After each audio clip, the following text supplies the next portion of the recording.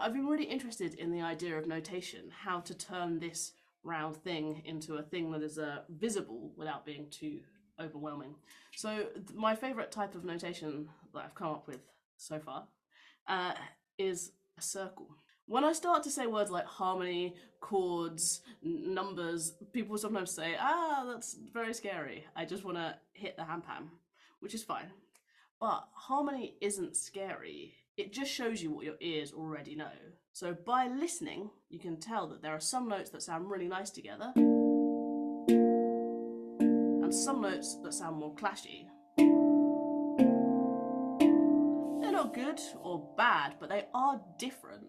And sometimes if you want to be able to pull those different colours out to paint a nice, beautiful sounding set of notes or chord, we know that that's going to have a certain feeling. And we can tell that from our ears, but we can also tell that by some harmony. The reason why I find notation useful is sometimes there's just too many ideas in my brain to keep track of all the time.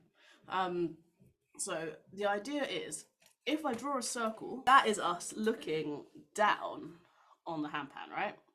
So if there's a dot in the middle of that circle, very good, that means we play the ding. So find your ding. That's what that dot means. Perfect. If you rub that one out, draw a line at the bottom, straight down. That's our first note for us. That's an A on a D Kurd or whatever note you have. Draw a note straight out to the left. Find that on your pan. Alright, get rid of that one. Let's have a note diagonal to the right. Find that note on your pan. And we all have different pans. These are all going to be making different sounds.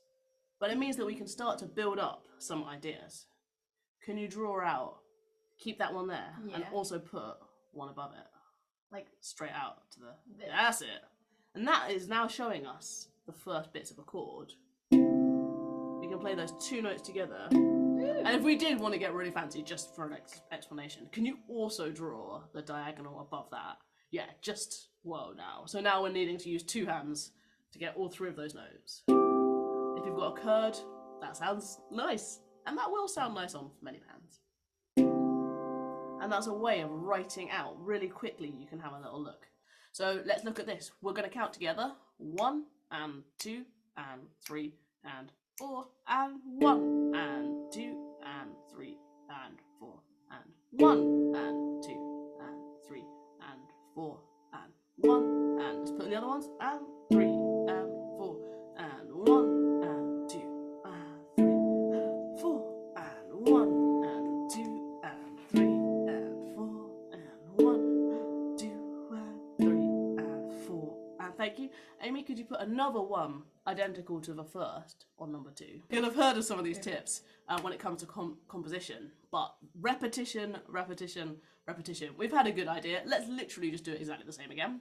We don't need to overcomplicate things. So we have the same idea twice. 1 and 2 and 3 and play it. 1 and 2 and 3 and 4 and 1 and 2 and 3 and 4 and 1 and 2 and 3 and 4 and 1 and 2 and 3 and 4 and you guessed it.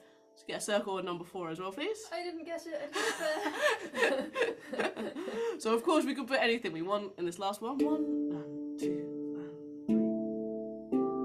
Ooh. Should we try diagonal down to the right? Like this? Yep, perfect. And diagonal up to the right. Ooh. And often, and I speak about this idea a lot as well, 4 is the magic number. So on 4 is where we put our little bit of spice, a little bit of something different.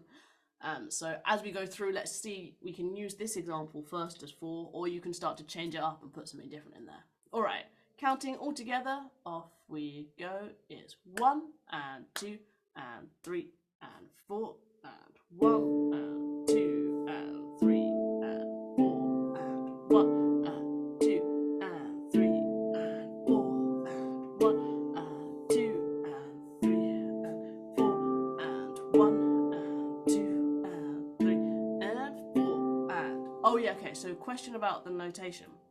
If you can see, if you just wiggle the mouse over the bottom one, on 3. This one? Yeah.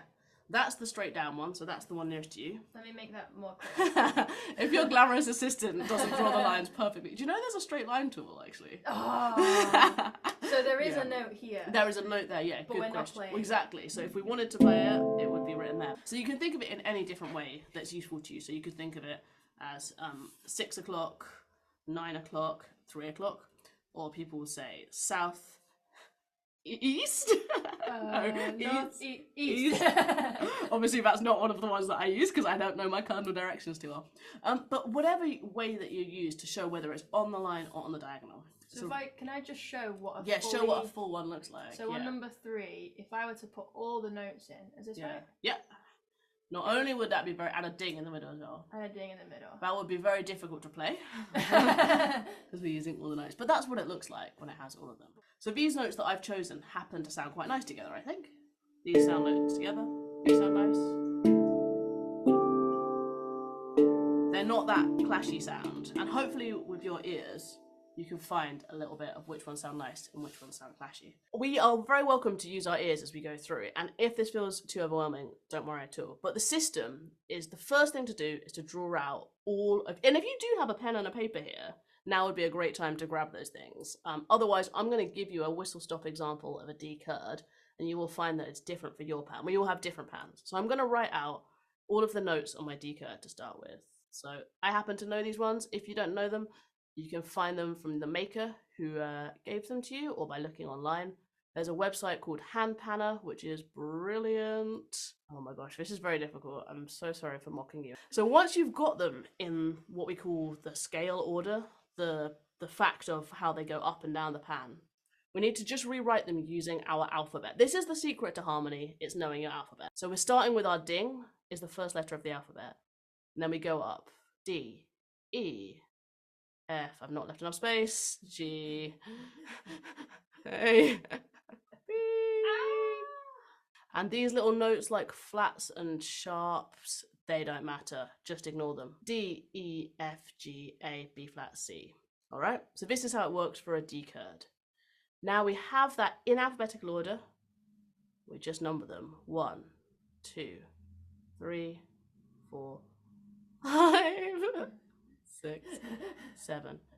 If your instrument, for whatever reason, doesn't have any of these letters of the alphabet, just leave it blank, but make sure you still put a number there. For example, if your pan, if you have a D Celtic and you don't have this note on it, just leave that gap. You see how it's still there in the gap, but it doesn't stick. We still have a number 6, we just don't play it on the pan. Once you've got these, everything will start to make sense. So that first thing that we played, which was these 2 notes, or these 3 notes, they sound really good, because anytime you want to make a chord sound nice, you play one and you miss one and you play one, and it just comes down to adding your numbers up. If I play on my numbering system 1, which is D, and 2 for me, which is C, they're too close to each other. They sound clashy. So for us, this is across the pan. They sound clashy. That's not a bad thing necessarily, but for me in that moment, I don't want that. However, if I take 1 and miss out 2, and I play note 3, for me that's F, just use your ears, you don't even need to follow, but listen to this. And it starts to sound really, really nice.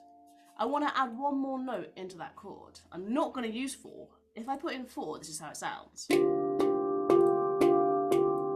can hear that clashy, but if I put in note 5, they sound really lovely. And that's that diagram that I've drawn in. That means they sound beautiful. So on your pan, just try the top 3 notes as I've drawn out. And have a little listen to how they sound.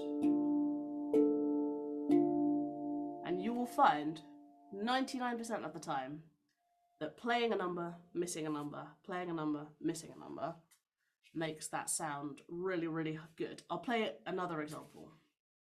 If I start off on 3, I miss out 4, I play 5, I miss out 6, and I play 7. sound so nice together. It does. I've got two A's on my pan.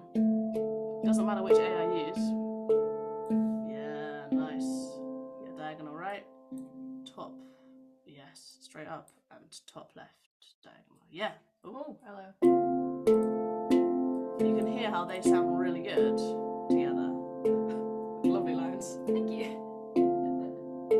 And all I'm trying to do here with bringing this kind of harmonic explanation in is not to scare you or make you want to run away or any of those things, but just prove that all harmony does is show us what our ears can already hear. We already know of our years and years and years of, think about how many years you've been listening to music, you've been practicing, you've been working out these muscles, and all we're doing by putting in these numbers or these alphabet is proving why it already works.